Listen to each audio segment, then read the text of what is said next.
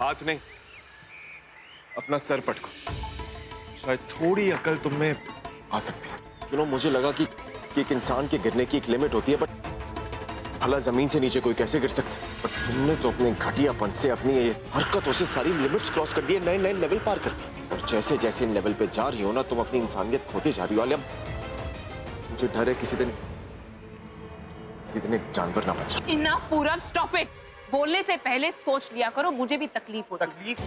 तकलीफ होती है? तुम्हें तकलीफ का मतलब जानती हो? तुम सिर्फ तकलीफ देना जानती हो आलिया। अगर तकलीफ का मतलब जानती, उससे फील करती ना, तो प्रज्ञा जी के साथ वो नहीं करती जो तुमने किया।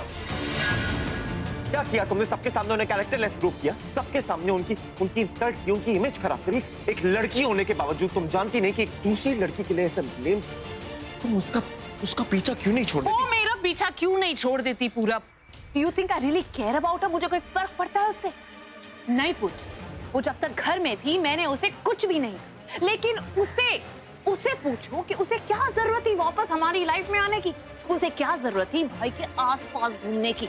वो वापस, उसकी प्लानिंग थी, उसकी प्लॉटिंग थी, नाम बदल कर उसने ये सब कुछ किया। और जब वो भाई के आसपास रहेगी तो मैं तो उसे मिलूंगी ही ना। तुम्हारे को शायद रियलाइज नहीं होता कि उनका रिश्ता बहुत पहले जुड़ चुका था।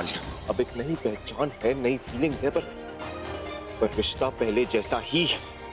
और जब तक इन दोनों का प्यार इनके बीच में है ना, इन दोनों को मिलने से कोई नहीं रोक सकता। ये बात तुम याद रखना। यार my foot, feelings my foot.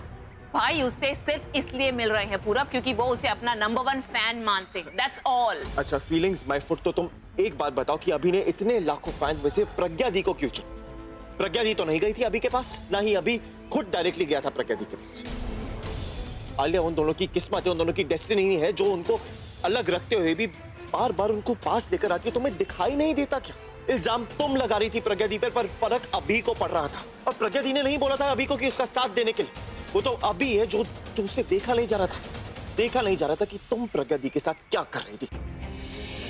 हाँ, मैं मानता हूं कि वो अपने दिमाग से प्रज्ञा दी को भूल चुका है, उसको कुछ नहीं याद, पर उसका दिल है ना, उसको अपने दिल से सब कुछ याद है। You know what? Today I challenge you. तुम्हें जो करना है ना तुम करो। मैं भी देखता हूं कि तुम कब तक सक्सेसफुल होती हो, क्योंकि मैं जानता हूं जो तुम करोगी ना उसका आउटकम वही होगा जो कि आज हो। तुम कभी अपने किसी मिशन में कामयाब हो नहीं पाओगी। मैं बीच में नहीं आऊंगा, मैं तुम्हारा कोई प्लान खराब नहीं करूंगा। इन दोनों का जो प्यार है ना वो बीच में आएगा और वो तुम्हारा प्लान खराब करेगा, और ऐसा होगा। पर तुम सोचो कि जब अभी को पता चलेगा कि ये सब तुमने किया तो तुम क्या करोगे? उसके सवालों का जवाब कैसे दोगे? क्या बोलोगी कि तुम्हारी प्रज्ञा दी के साथ क्या दुश्मनी है, तुमने उनके साथ ये सब क्यों किया? क्या बोलोगी तुम? बात चाहे 2.5 साल पहले की हो या 2.5 साल बाद की हो, अभी वही करेगा जो सही है, और ये बात तुम जानती हो।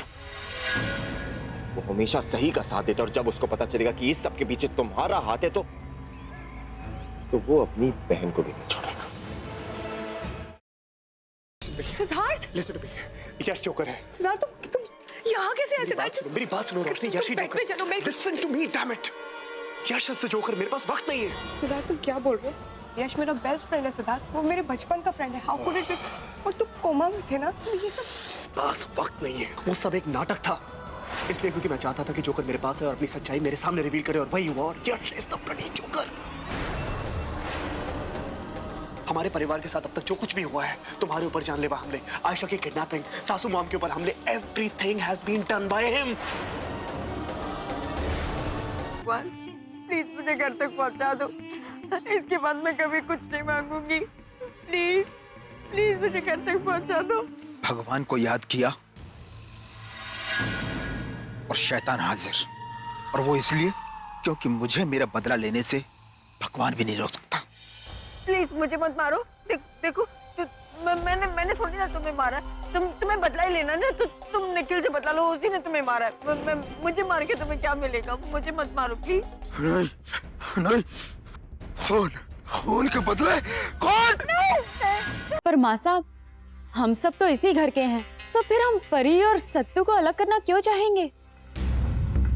हो ना हो, इन सब में इसी लड़की का हाथ है। झूठ जितना बड़ा हो, सफाई भी उतनी बड़ी हो जाती है। छाया, तुझे कोई परहेज है क्या इन दस्तानों को पहनने से?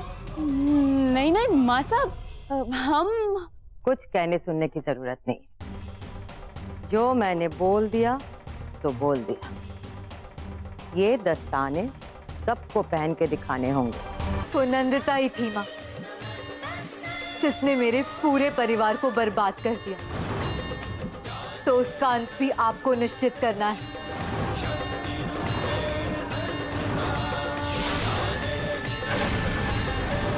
जिस तरह इन पापियों का विनाश किया है आपने, उसी तरह नंदिता का भी आज ही विनाश हो जाए।